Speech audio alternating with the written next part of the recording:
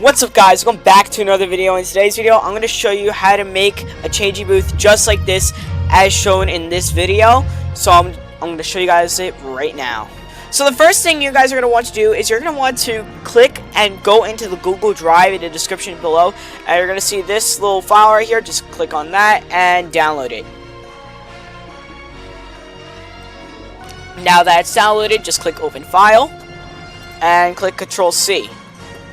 Once you're in Uefn, what you're going to do is you're going to right-click on like your project drawer right here, your project folder. Click Show and Explore, and just do Control-V. I already have mine in here, so I'm not going to do that. So that's how you do that.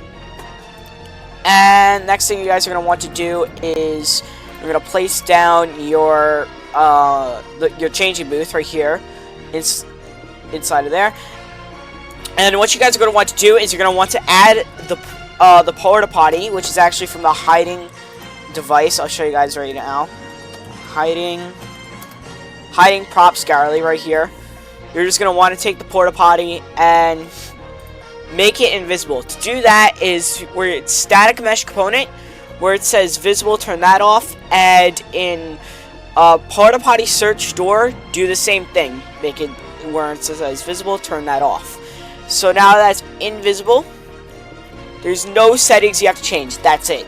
If you guys want to change the hide text, you can. If you guys want to change the launch velocity, you guys can also do that. Now you guys are also going to need... These are pretty much all the devices you're going to need for this tutorial, guys. You're going to need 2 triggers, two of these, audio player, HUD message device, and this. So with this first trigger, to set up the settings... The 2 settings between these 2 are the exact same, except for activating class.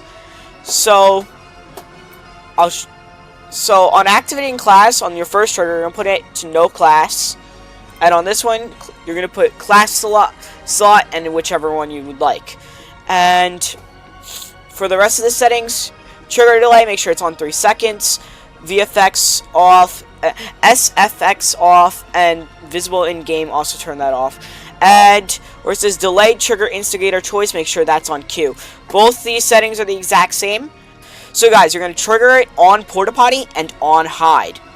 Now for the class selectors, for the first one you're gonna do class to switch to, no class, visible during game, off. Just turn off all the SFX and the VFX and all that. And I'm going to do change player to class, make sure that's on triggered 2, on triggered.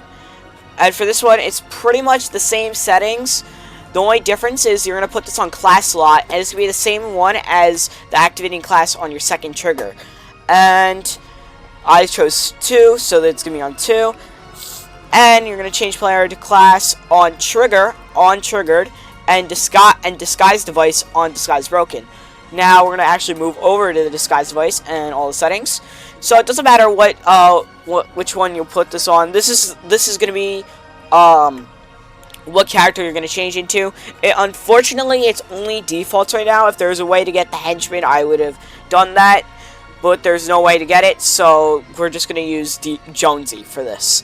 So what you guys are gonna do is apply to instigator on trigger 1 on triggered. And remove from instigator on trigger 2 on triggered. And for the audio player, I actually provided 2 audios for you guys to use inside here. Audio, there's Ghost,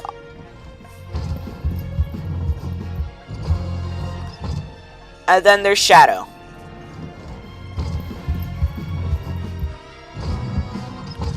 So you guys can use whichever one you like more. I put the volume very loud because that's how it used to be back in Chapter 2. Make sure enable spatialization is off and enable volume audition off. And make sure play porta potty hide. Register player porta potty on hide.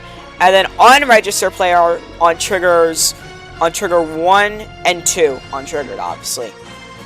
And for the HUD message device, which is the final part, you're going to do HUD widget. You can either do Ghost or Shadow right here. obviously I have the ghost sound right here, so I'm gonna use the ghost one. And right here in placement, make sure this is on custom and top left. Now you're gonna do, oh, I forgot to say, make sure display time, and do not make it infinite, make sure it's on 5 seconds. And click show trigger on triggered, and show on triggered too, on triggered. And that's how you guys set up a custom disguise booth. So I'm actually going to launch a session and show you guys what it looks like in-game. Alright guys, now that we are in-game, as you can see, we have the changing booth right here. What we're going to do is we're going to click hide.